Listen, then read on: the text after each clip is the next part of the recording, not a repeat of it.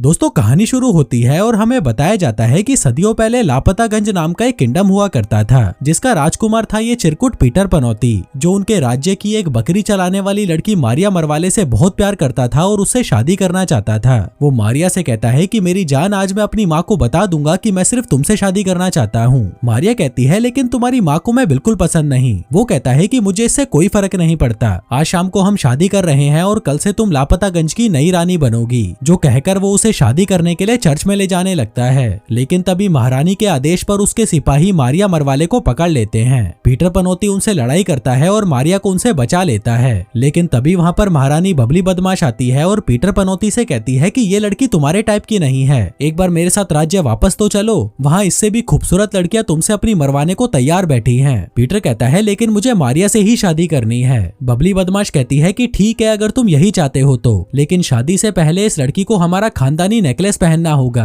मारिया कहती है कि नहीं, मुझे नहीं चाहिए तुम्हारा सड़ा हुआ नेकलेस। लेकिन तभी पीटर पनौती कहता है कि ये नेकलेस हमारे प्यार की निशानी है। जो कहकर वो उसे नेकलेस पहना तो देता है, लेकिन उस नेकलेस को पहनते ही मारिया मरवाले एक मैनीक्वीन यानी कि प्लास्टिक के पुतले में बदल जाती है। बबली बदमाश कहती है कि इस नेकलेस को मेरे खास जादूगर बरमूडा बुरकुमार ने बनाया है और ये लड़की अब कभी भी वापस इंसान नहीं बन पाएगी। तभी पीटर पनौती अपनी माँ से भीख मांगता है और कहता है कि मैं मारिया मरवाले के बिना नहीं रह सकता, प्लीज उसे मुझसे जुदा मत करो। बबली बदमाश कहती है कि अब तो ये जादू 1000 साल बाद ही टूटेगा, जब इस लड़की को इसका सच्चा प्यार मिलेगा, जो इसके गले से ये नेकलेस उतार पाएगा। पीटर पनौती ये सुनकर जल्दी से उस नेकलेस को उतारने की कोशिश करता है, लेकिन वो उतार नहीं पाता। अब यहाँ से कहानी 1000 साल आगे शिफ्ट होती है। हम लापतागंज के राजमहल को देखते हैं, जिसे अब एक म्यूजियम बना दिया गया है और मारिया का पुतला अभी भी वहीं पर है। तभी वहाँ पर एक आदमी आता है जिसका नाम है हूत का परिंदा दीपू दरिंदा। कहता है कि मेरे great great great great great great grandfather ने सच कहा था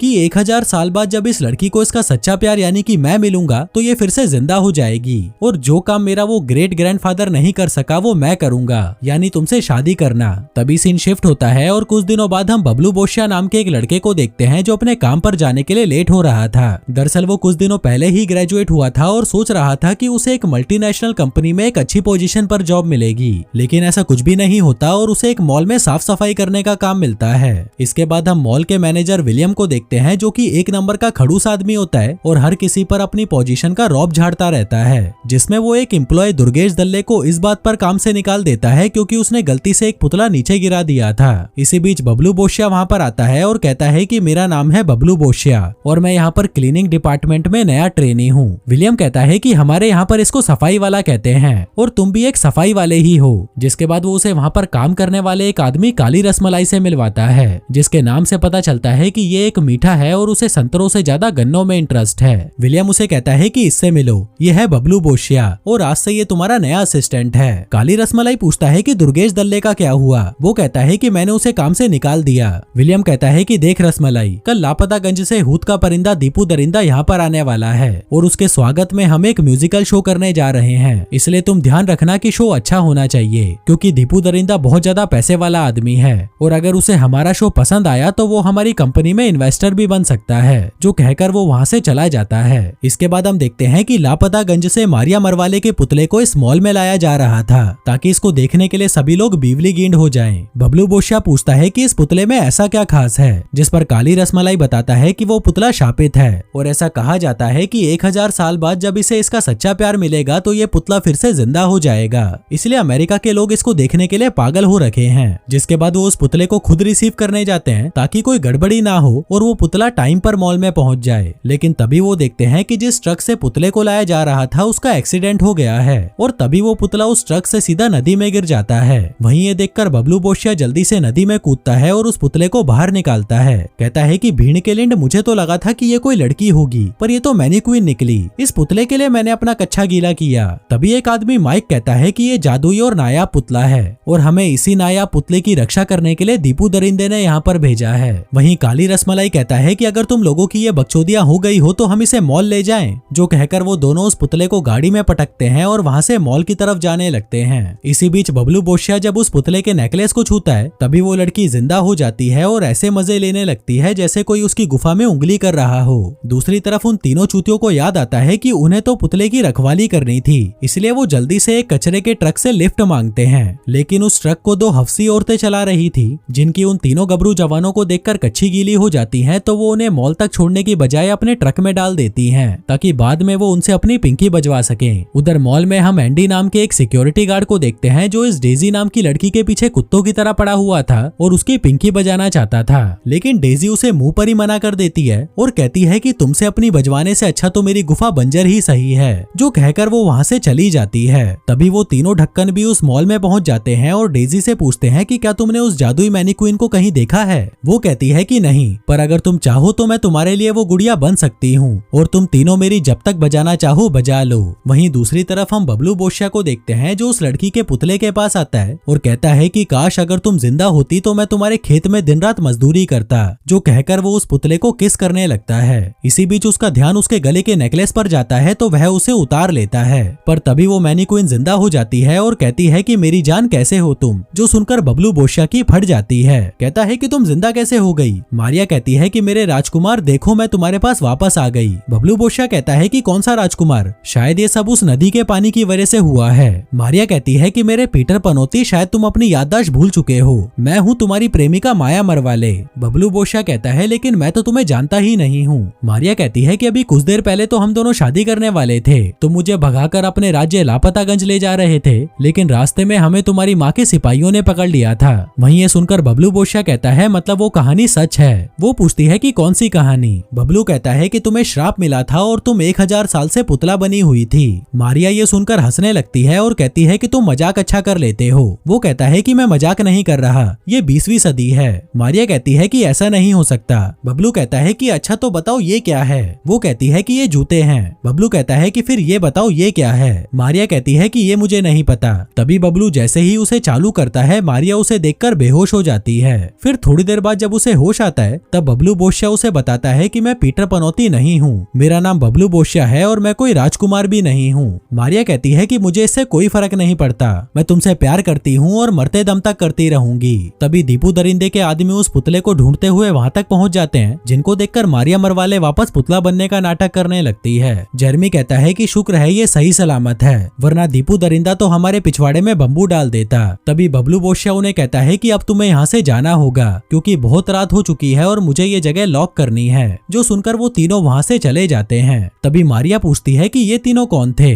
बबलू कहता है कि ये तुम्हारे बॉडीगार्ड्स थे क्योंकि तुम एक कीमती खजाना जो हो। इसी दौरान मारिया के पेट में गुड़गुड़ की आवाज आने लगती है। वो कहती है कि मैंने 1000 साल से कुछ भी नहीं खाया, क्या यहाँ पर अभी भी छछूंदर का गू मिलता है। बबलू बोशिया कहता है कि तुम मेरे साथ बाहर चलो, मैं तुम्हें उससे भी कुछ बेहतर खिलाता हूँ। जिसके बाद वो उसे अपनी जीप से बाहर ले जाता है, जिसकी सवारी करने में मारिया को बहुत मजे आ रहे थे। कहती है कि मुझे कार बहुत पसंद है, मुझे बिजली बहुत पसंद है और मुझे अमेरिका भी बहुत पसंद है, पर ये राज्य चलता कैसे है। बबलू कहता है कि वो सब मैं तुम्हें आराम से समझाऊंगा। जिसके बाद वो उसे हॉट डॉग खिलाने एक दुकान में ले जाता है, जिसे खाकर मारिया बहुत खुश होती है और कहती है कि ये तो छछूंदर के गू से भी बहुत टेस्टी है। पिछले 1000 सालों से मैंने इतना टेस्टी खाना कभी नहीं खाया। वैसे इस पर ये क्रंची सा क्या लगा है। बबलू कहता है कि ये तो पेपर है, तुम्हें ये नहीं खाना चाहिए। और एक बात बताओ, आज रात को तुम रहोगी कहाँ पर? अगर तुम चाहो तो तुम मेरे घर पर रुक सकती हो, जिसके बाद हम दोनों मिलकर तुम्हारे लिए एक जॉब ढूंढेंगे। वैसे तुम्हें क्या करना पसंद है? मारिया कहती है कि मैं तो भेड़ बकरियां चराती थी और हाँ, मुझे बुनाई करना भी बहुत पसंद है। तुम्हें पता है मैंने एक ब्लैंकेट बुना था जिसको बनाने में मुझे पूरे 17 महीने लगे थे। बबलू कहता है कि वाह यार, तुम तो बहुत तेज हो। आगे वो दोनों एक क्लब में जाते हैं जहाँ पर मारिया को बहुत जोर का मूत आ जाता है, तो वह मूतने के लिए बाथरूम में चली जाती है। तभी वो वहाँ पर एक लड़की को देखती है जो लिपस्टिक लगा रही थी। मारिया पूछती है कि ये चीज क्या है। लड़की कहती है कि ये लिपस्टिक है, तुम ट्राई करके देखो। लेकिन मारिया को उसका इस्तेमाल करना नहीं आता था, तो वो लड़की उसे बताती है कि तुम्हें इसे अपने होठों पर लगाना है और साथ ही वो उसे पहनने के लिए एक मस्त सी ड्रेस भी देती है, जिसमें मारिया इतनी ज्यादा खूबसूरत लग रही थी कि हर आदमी सिर्फ उस पर ही लाइन मार रहा था। जिसके बाद वो दोनों डांस करने लगते हैं, लेकिन मारिया को ऐसा उछलना कूदना कोई डांस नहीं लगता। कहती है कि ये कोई डांस थोड़ी ना है, ऐसा लग रहा है कि तुम लोगों के अंदर कोई बंदर की आत्मा आ गई हो। जिसके बाद वो उसे बताती है कि असली रोमांटिक डांस क्या होता है। उधर दूसरी तरफ ऊत का परिंदा दीपू दरिंदा भी अमेरिका पहुंच जाता है और अपने चमचों से पूछता है कि उस मैनीक्वीन का क्या हुआ, वो सेफ तो है ना। जिस पर वो कहते हैं कि हाँ बॉस, वो सेफ है। दीपू दरिंदा कहता है कि बस कुछ दिनों की बात है, उसके बाद मैं उस लड़की के साथ दिन रात मजदूरी करूंगा और फिर उससे शादी करके बरमुडा में सेटल हो जाऊंगा। उधर बबलू बोशिया मारिया को चुपके से अपने घर ले जाता है, जहाँ उसके मुलायम बेड को देखकर मारिया कहती है कि यहाँ पर तो घोड़ी बनने में बहुत मजा आएगा। बबलू कहता है कि आज नहीं, आज मैं बहुत थक गया हूँ, पर कल मैं तुम्हारे खेत में पूरी रात अपना ट्रैक्टर चलाऊंगा। मारिया कहती है कि उस पल का मुझे इंतजार रहेगा और बातें करते करते वह सो जाती है। फिर अगली सुबह हम देखते हैं कि मारिया बाथटब में खूब मजे से नहा रही थी, जबकि बबलू बोशिया नीचे उसके लिए नाश्ता तैयार कर रहा था। फिर नहाने के बाद मारिया तैयार होने लगती है, लेकिन जैसे ही वो उस जादुई नेकलेस को पहनती है वो फिर से पुतले में बदल जाती है। उधर बबलू की माँ उसके पास आती है और पूछती है कि ऊपर बाथरूम में कौन है। बबलू कहता है कि उसका नाम मारिया है और वो एक सुपर मॉडल है। उसकी माँ पूछती है कि कल रात क्या तुमने उसकी पिंकी फाड़ी? वो कहता है कि नहीं, हम दोनों के बीच ऐसा कुछ भी नहीं हुआ था, लेकिन आज रात मैं उसकी खूब दबा कर लेने वाला हूँ। जो कहकर वो उसके लिए नाश्ता लेकर अपने बेडरूम में जाता है, लेकिन तभी वो देखता है कि मारिया तो फिर से मैनीक्वीन में बदल चुकी है। बबलू कहता है कि यार प्लीज इस वक्त नहीं, इस वक्त डमी मत बनो। मैंने बहुत मुश्किल से अपना औजार खड़ा किया था। अगर तुम फिर से जिंदा नहीं हुई तो मुझे आज रात को भी हिलाकर ही काम चलाना पड़ेगा। जिसके बाद वो उसे फिर से जिंदा करने की कोशिश करने लगता है, लेकिन तभी वहाँ पर उसकी माँ आ जाती है और कहती है कि ये सब क्या है? क्या ये वही लड़की है जिसे तुम कल रात को यहाँ पर लेकर आए थे और आज रात तुम इसकी पिंकी फाड़ने वाले थे? जो कहकर वो परेशान होकर वहाँ से चली जाती है। उधर बबलू बोशिया सड़ी हुई शक्ल लेकर उस मारिया के पुतले के साथ एक कैफे में जाता है, जहाँ आते जाते लोग सिर्फ उन्हें ही देख रहे थे और सोच रहे थे कि इस लड़के की ठरक तो देखो, इस साले हरामी ने तो पुतले को भी नहीं छोड़ा। उधर हूत का परिंदा दीपू दरिंदा भी मारिया के पुतले को देखने उस मॉल में पहुंच जाता है, लेकिन जैसे ही वो लोग स्टोर रूम में पहुंचते हैं वो देखते हैं कि मारिया का पुतला तो वहाँ पर है ही नहीं। दीपू दरिंदा पूछता है कि वो पुतला कहाँ पर गया? काली रसमलाई कहती है कि शायद वो हगने गई होगी। दीपू दरिंदा गुस्सा हो जाता है और कहता है कि अगर मुझे वो पुतला नहीं मिला तो मैं सबके गोटे काट दूंगा। लेकिन तभी बबलू बोशिया उस पुतले को लेकर वहाँ पर पहुंच जाता है। दीपू दरिंदा पूछता है कि इसको इतने भद्दे कपड़े किसने पहनाए? तभी विलियम कहता है कि ये हमारे स्टोर के एक्सक्लूसिव कपड़े हैं जो सिर्फ इस पुतले के लिए बनाए गए हैं। तभी दीपू दरिंदा बबलू बोशिया को देखकर पूछता है कि क्या हम पहले कभी मिले हैं? वो कहता है कि नहीं, जिसके बाद दीपू दरिंदा सभी को वहाँ से बाहर भेज देता है और मेलिसा के पुतले से कहता है कि मेरी जान बस कुछ घंटों की बात और है, उसके बाद तुम हमेशा हमेशा के लिए मेरी हो जाओगी।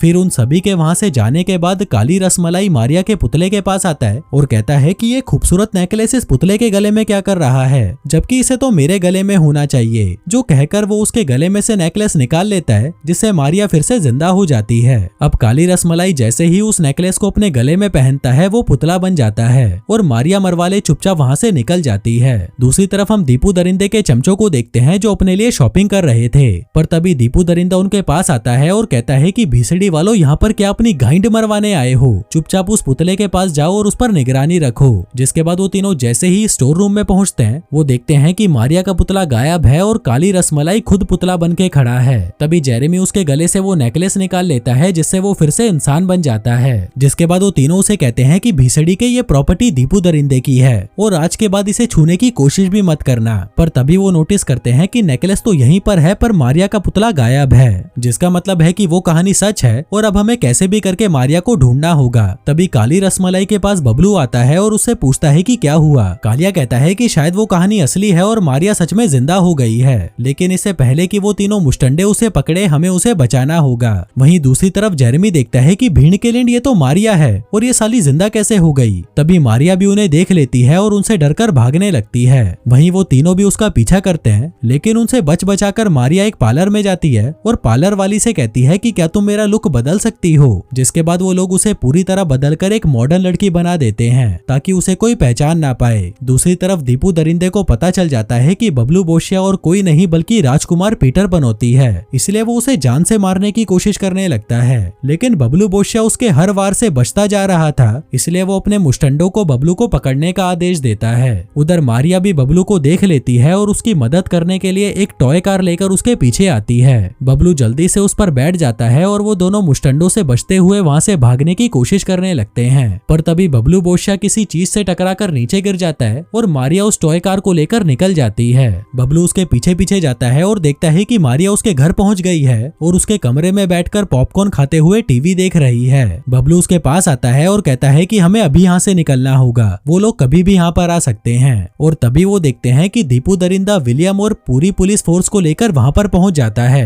कहता है कि इसी चोर ने मेरे कीमती पुतले को चुराया है। तभी पुलिस बबलू को गिरफ्तार कर लेती है और दीपू दरिंदा ऊपर जाकर देखता है कि मारिया तो जिंदा है। जिसके बाद वो उसे फिर से वो नेकलेस पहनाकर पुतला बना देता है और अपने साथ ले जाने लगता है। पर तभी विलियम उसे बताता है कि हमारा एक कॉन्ट्रैक्ट है, जब तक हमारा प्रोग्राम पूरा नहीं हो जाता तब तब तक ये डमी हमारे पास ही रहेगी। जिसके बाद वो उस पुतले को फिर से मॉल में भेज देता है और पुलिस बबलू बोशिया को चोरी करने के जुर्म में जेल में डाल देती है। पर तभी काली रसमलाई वहाँ पर एक सोल्जर बनकर आता है और पुलिस वाले से कहता है कि मुझे बबलू बोशिया का एनकाउंटर करने का ऑर्डर मिला है। जो सुनकर वो पुलिस वाला भी हैरान हो जाता है कि एक डमी चोरी करने पर एनकाउंटर कौन करता है, लेकिन फिर भी वो उसे बबलू को ले जाने की परमिशन दे देता है। जिसके बाद वो बबलू के पास आता है और उसे अपने साथ चलने के लिए कहता है। पर तभी उन पुलिस वालों को भी पता चल जाता है कि काली रसमलाई नकली सोल्जर है, इसलिए वो लोग उन दोनों को पकड़ने आते हैं। लेकिन तभी बबलू की माँ वहाँ पर कार लेकर आती है और वो तीनों वहाँ से फरार हो जाते हैं। उधर दूसरी तरफ मॉल में एक बहुत बड़ी परफॉर्मेंस की तैयारी चल रही थी जो रखी गई थी दीपू दरिंदे के स्वागत के लिए। आगे परफॉर्मेंस शुरू होता है और वहाँ पर मारिया के पुतले को लाया जाता है, लेकिन तभी बबलू बोशिया भी वहाँ पर आ जाता है, जिसे देखकर दीपू दरिंदा गुस्सा हो जाता है और कहता है कि पार्टी खत्म हुई, अब तुम सभी गधे वापस अपने घर जाओ। जिसके बाद वो मारिया के पुतले के पास जाता है और उसका नेकलेस उतारने लगता है। पर तभी बबलू उसे कहता है कि अगर तुझे मारिया चाहिए तो तुझे पहले मुझसे भिड़ना होगा। जिसके बाद उन दोनों के बीच तलवारबाजी होती है, जिसमें अपना बबलू बोशिया काली रसमलाई की मदद से दीपू दरिंदे को आसानी से हरा देता है। फिर वो मारिया के पास आता है और उसका नेकलेस उतारकर उसे फिर से जिंदा कर देता है। लेकिन तभी दीपू दरिंदा अपनी गन निकाल लेता है और उसे बबलू की तरफ पॉइंट करते हुए कहता है कि अगर मारिया मेरे साथ नहीं आई तो मैं तुझे मार दूंगा। वहीं मारिया ये सुनकर घबरा जाती है और बबलू की जान बचाने के लिए वो उसके साथ चलने को तैयार हो जाती है। वहीं दीपू दरिंदा उसे मॉल की छत पर ले जाने लगता है। बबलू बोशिया भी उसके पीछे जाता है और देखता है कि दीपू दरिंदा मारिया को लेकर हॉट एयर बलून से वहां से भागने की कोशिश कर रहा है। पर तभी बबलू भागकर उस हॉट एयर बलून की रस्सी को पकड़ लेता है और ऊपर जाकर दीपू दरिंदे को एक जोर का घुसंड मारता है, जिससे दीपू दरिंदा नीचे गिरने लगता है। पर तभी बबलू उसे बचा लेता है, कहता है कि मैं ऐसे किसी की जान नहीं ले सकता। पर तभी दीपू दरिंदा कहता है लेकिन मैं तो ले सकता हूँ, जो कहकर वो बबलू बोशिया को नीचे गिराने लगता है। पर तभी मारिया वो नेकलेस उठाती है और उसे दीपू दरिंदे को पहना देती है, जिससे वो पुतला बन जाता है और नीचे गिरकर टुकड़े टुकड़े हो जाता है। तभी उसके चमचे उसके पास आते हैं और कहते हैं कि हम इसे जोड़कर फिर से बॉस को जिंदा कर लेंगे। लेकिन इसी बीच एक कचरा उठाने वाली गाड़ी वहां पर आती है और दीपू दरिंदे को साफ करके अपने साथ ले जाती है। जिसके बाद हम देखते हैं कि दीपू दरिंदे के पुतले को किसी तरह से जोड़कर लापतागंज के उसी म्यूजियम में रख दिया जाता है जहाँ पर पहले मारिया का पुतला रखा गया था। फिर कुछ दिनों बाद हम देखते हैं कि बबलू बोशिया और मारिया शादी कर लेते हैं और खुशी खुशी एक दूसरे के साथ रहने लगते हैं। और दोस्तों इसी हैप्पी एंडिंग के साथ ये कहानी यहीं खत्म हो जाती है। धन्यवाद।